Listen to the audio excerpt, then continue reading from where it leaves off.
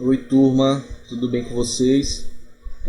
Espero que vocês estejam bem, né? Se cuidando. Bom dia, boa tarde, né? Como foi solicitado pela direção da escola, essa aula aqui eu vou trazer comentários, né? E vou corrigir aqui a prova da primeira unidade. Então, eu vou trazer esses comentários da questão aqui, já que foi solicitado pela escola, né? Se depois, mesmo depois desse vídeo, resta alguma dúvida com vocês, vocês podem entrar em contato direto comigo para tentar é, explicar melhor, né, a questão, qual foi a dúvida que vocês tiveram. E qualquer coisa também, se vocês podem também entrar em contato diretamente com a direção da escola, se vocês julgarem que a gente tem algum problema com relação à prova, certo? Então, tá aqui a prova de vocês, né? A prova de biologia tranquila, não tinha nada fora do que eu trouxe nas videoaulas para vocês. Inclusive tinham, no caso dessas questões aqui, lembre quando a gente estava nas aulas presenciais que dividimos, né, o conteúdo, né? Até consultei com vocês se vocês achavam melhor e vocês preferiram justamente que eu dividisse isso. Então lembre que algas a gente não viu nas videoaulas, a gente viu presencialmente, mas os demais assuntos a gente já viu junto, né? Então vamos aqui comentar um pouquinho dessa prova, né? Então a primeira questão ela afirma o seguinte: assinale a alternativa que apresenta a justifica correta para a inclusão de algas e protozoários no mesmo reino, certo? Então vamos ver aqui. Então na primeira questão as alternativas são as seguintes. Na letra A ele afirma: ambos são simples, unicelulares, apresentam células eucariotas e nutrição heterotrófica. Na letra B, ambos são pluricelulares, sendo as algas autotróficas e os protozoários heterotróficos. Na letra C, ambos apresentam parede celular, nutrição heterotrófica e compõem-se de células eucariotas. Letra D, ambos apresentam parede celular, nutrição heterotrófica e compõem-se de células procariotas. E na letra E, são simples na organização morfológica em comparação com plantas e animais, sendo as algas autotróficas e os protozoários heterotróficos. Então aqui na letra A, ambos são simples, unicelulares. A gente sabe que as algas, os protozoários sim são unicelulares, mas a gente sabe que existem algas que são pluricelulares. Então aqui você já derrubavam a letra A. Na letra B, ambos são pluricelulares. Não. A gente sabe que os protozoários são unicelulares e a gente também tem algas unicelulares. Então aqui já caía a letra B. Letra C, ambos apresentam parede celular. Não, as algas têm parede celular, mas os protozoários não têm parede celular. Já eliminava aqui a letra C. D, ambos apresentam parede celular, mesma coisa, já caía aqui. Então a resposta é a letra E. Ambos são simples na organização morfológica, em comparação com plantas e animais, sendo as algas autotróficas e os protozoários heterotróficos. Então a primeira questão aqui, a resposta é a alternativa E, certo? Então aqui é batata, bem tranquila aqui essa questão, certo? Vamos aqui passar para a segunda questão. As algas que apresentam um ou mais flagelos são comuns no filo. Então qual é o grupo que apresenta as algas que tem um ou mais flagelos? Então na letra A ele afirma aqui que são as euglenófitas, na B as dinófitas, na C as bacilariófitas, na P as feófitas e na E as rodófitas. Então a alternativa correta aqui, a gente sabe que a letra A, que são as euglenófitas, as famosas euglenas, né? Algas verdes, elas apresentam essa estrutura aí com essa organização aí com a presença de um ou mais flagelos na sua organização, né? As outras algas aí, tanto linófitas como bacilariófitas, como feófitas e rodófitas, elas não possuem essa estrutura dos flagelos, né, para sua que vão contribuir para a sua locomoção, para o seu deslocamento. Então a alternativa correta aí da segunda questão é a letra A, que são as euglenófitas, né, que são as euglenas. Até fiz esse desenhozinho, quem olhou aí no caderno com atenção, quem copiou no quadro, eu fiz até esse desenho lá no quadro, que eu me lembro. e coloquei nesses flagelos e falei justamente dessa característica dela,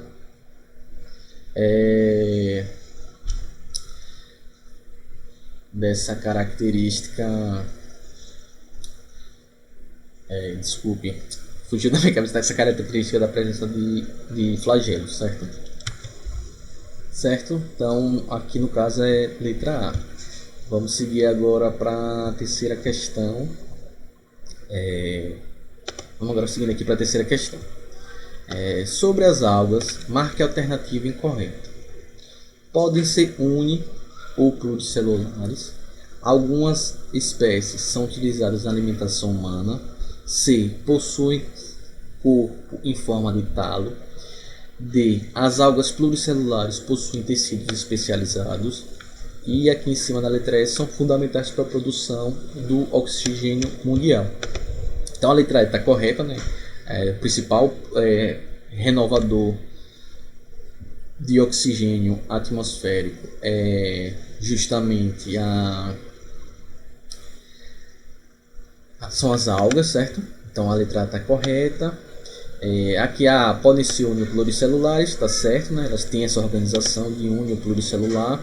Algumas espécies são utilizadas na alimentação humana.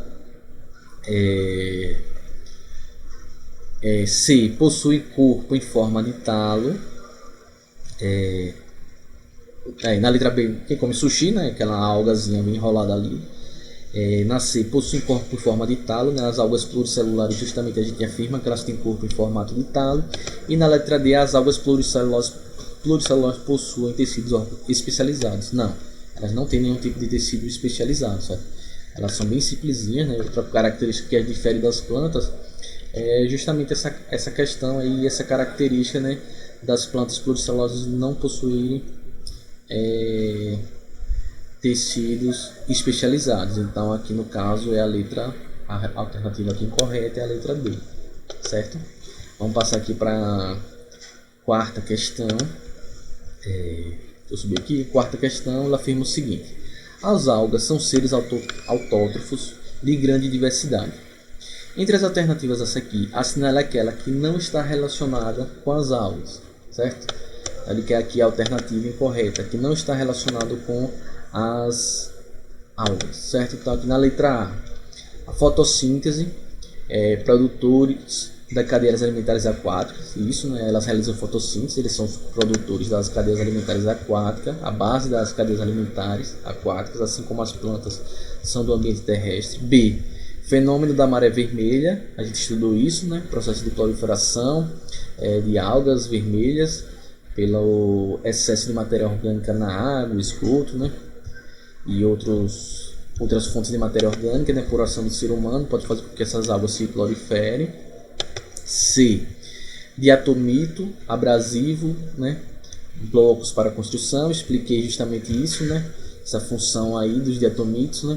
Que em vários lugares do mundo são utilizados para construção, na construção civil, na construção de casas, né?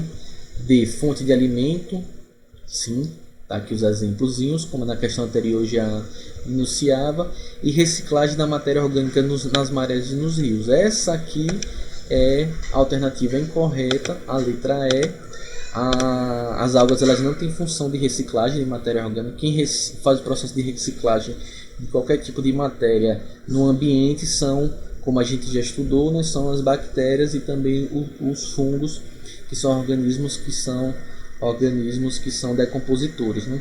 Então são aqueles organismos que vão fazer. Então a alga, ela não tem essa função de decompositora, então ela não faz a reciclagem da matéria orgânica nos mares e também não realizam ela nos rios, certo? Então vamos aqui para a quinta questão agora, seguindo aqui nosso processozinho. A quinta questão, ela vem afirmar aqui: qual é a função do vacúolo contrátil em protozoários? Então A. Eliminação do excesso de água. B. Locomoção. C. Digestão de microcrustáceos. D. Absorção de água. E. Emissão de pseudópodes, né? Então, os pseudópodes são emitidos pela membrana plasmática, não é dessa organela. Absorção de água, não, a água entra nesses nesses protozoários, e aqui está falando especificamente do caso dos protozoários de água doce, né? Elas entram aí pelo processo da osmose propriamente dita, né? Então a parte da pressão osmótica, elas invadem as células dos animais, então não é digestão de microcrustáceos, não tem nada a ver, né? Tem uma organelas primeiro ano isso, né? São os lisossomos que fazem a digestão, e mesmo assim elas não absorvem microcrustáceos, né? Porque elas são unicelulares, e os microcrustáceos, a não ser que sejam microcrustáceos, mas quem faz digestão nas células é o lisossomo, locomoção não. E a resposta aqui é a letra A, eliminação do excesso de água. Então a gente viu que os protozoários que vivem em água doce, como eles têm maior concentração de substâncias do que o meio, então a água ela tem a tendência por osmose entrar nas células no que é o corpo desses seres vivos, né? Então o que aconteceria? Entraria tanta água e a pressão osmótica seria tão grande que ela romperia a membrana plasmática desses protozoários, e isso os levaria à morte. Então esse processo aí ele implicaria na morte desses organismos. Então o vácuo contrátil ele é como se fosse uma bomba, né? Então ele vai bombeando para fora da célula o excesso de água que esses organismos podem ter invadido nos seus corpos, certo? Então nesse caso aí seria a letra A, beleza? Vamos passar aqui para a sexta questão e comentar um pouco dessa sexta questão aqui com vocês. Na sexta questão afirma que os protozoários podem utilizar diversos mecanismos para sua locomoção. Além dos pseudópodes, os protozoários podem se locomover por A. Flagelos e pés ambulacrais, B. Cílios e cistos, B, né? C. Flagelos e cistos, D. Flagelos e cílios, E. Cistos e pés ambulacrais. Então, na letra A, os flagelos eles podem se deslocar por flagelos, né, os flagelados, mas pelas ambulacrais não existem nesses seres vivos. Então, eles não fazem isso, isso não pode ser feito a partir desse processo. Cílios e cistos, cílios é uma forma que eles utilizam, mas os cistos não. Lembra que aqueles protozoários que formam cistos, eles não se deslocam, certo? Letra C, flagelos e cistos, como eu já expliquei para eles não utilizam cistos para esse processo, né? Então a resposta aqui, pés ambulacrais também não é, então a resposta aqui da sexta questão é a letra D, flagelos e cílios. Então eles estão lembrando que tem os flagelados, os ciliados, né? Os risópodes, né? Os risópodes, né? Que são os que se deslocam por pseudópodes, e aqueles que formam cistos, né? Que são aqueles que não se deslocam, né? Então aqui a resposta é a letra D. Vamos seguindo aqui. Vamos agora passar para a sétima questão. Na sétima questão a gente tem... Vamos aqui, né? Então a sétima questão ela vai afirmar o seguinte: a doença de Chagas é uma parasitose que mata cerca de 30 mil brasileiros por ano, causando prejuízos de aproximadamente 2 bilhões de dólares anuais ao país. Sobre essa doença, é incorreto afirmar que aquele que é a alternativa errada, certo? Então na letra A ele afirma o seguinte: é causado por protozoários, assim como a leishmaniose, giardíase, malária e toxoplasmose. B. Existem várias espécies de triatomídeos que podem transmitir o Trypanosoma cruzi, sendo a principal espécie o Triatoma infestans. Esse triatomídeos é aquele o besourinho, né? O barbeiro. C. A principal forma de prevenção da doença é através da vacinação. D. O principal órgão parasitado pelo Trypanosoma cruzi é o coração. Melhoria da habitação constitui uma medida profilática. As medidas profiláticas são aquelas medidas para você evitar que a pessoa fique doente ou desenvolva aquela doença, certo? Então A letra A é causada pelo protozoário, sim, assim como leishmaniose, giardíase, malária e toxoplasmose, são causadas por protozoários. Existem várias espécies, mas o principal é esse mesmo, o Triatom infestans, do barbeiro, né? E C, a principal forma de prevenção da doença é através da vacinação. Como a gente viu, não existe vacina para a doença de Chagas. Inclusive, só existe tratamento quando você é infestado bem no início, né?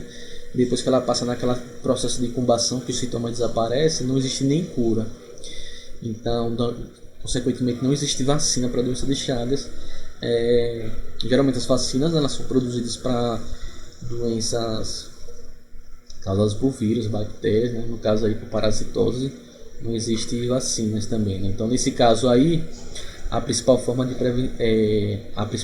prevenção da doença através da vacinação é a alternativa e afirmativa incorreta. Então a letra C está errado, incorreto, certo? Vamos aqui para a oitava questão.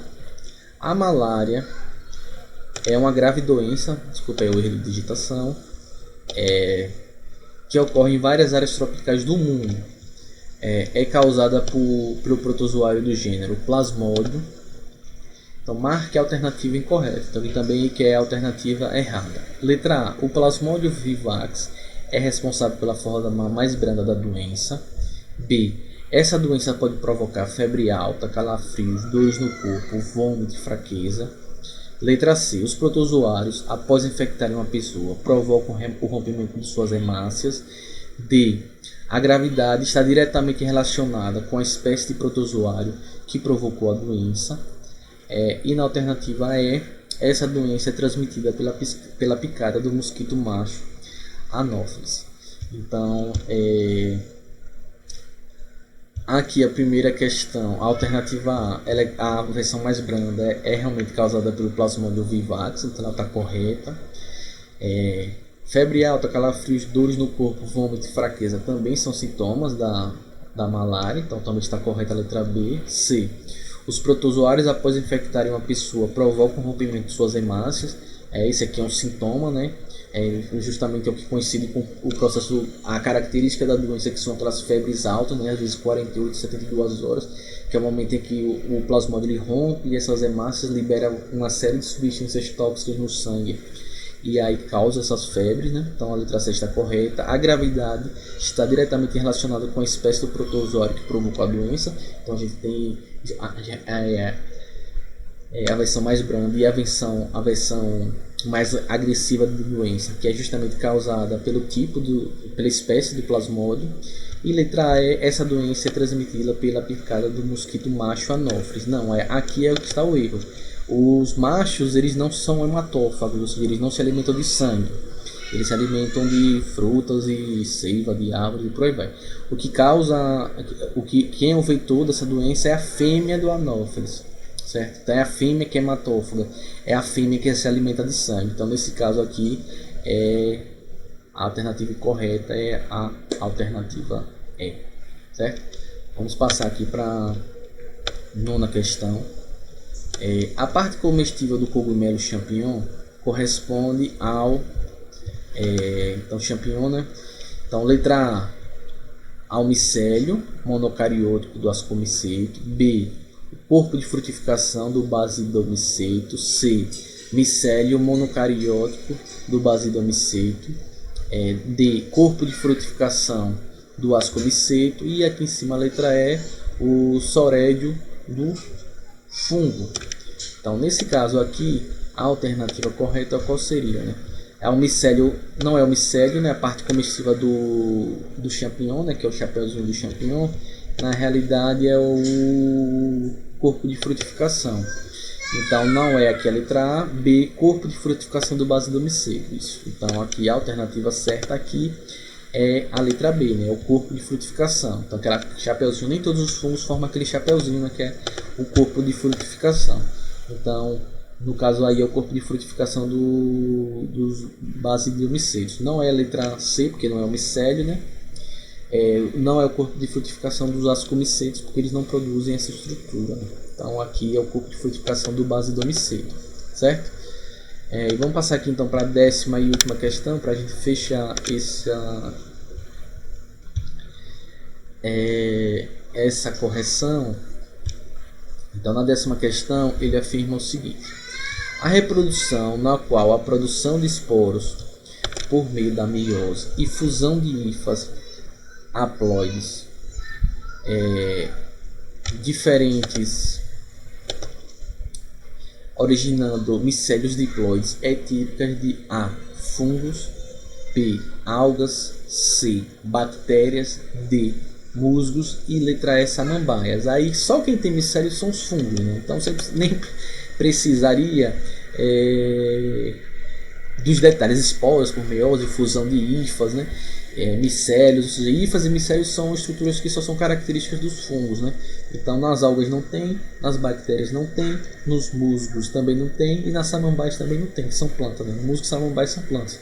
Então essas estruturas aí das hifas e dos micélios, elas só são presentes nos fungos. Então a resposta da letra A, essa questão aqui bem fácil, né? É letra A, fungos, certo? Então tá aí um pouco dos comentários sobre essa prova. Se vocês tiverem ainda restou alguma dúvida, vocês podem entrar em contato comigo que eu respondo, certo? Então fiquem bem e até a nossa próxima videoaula.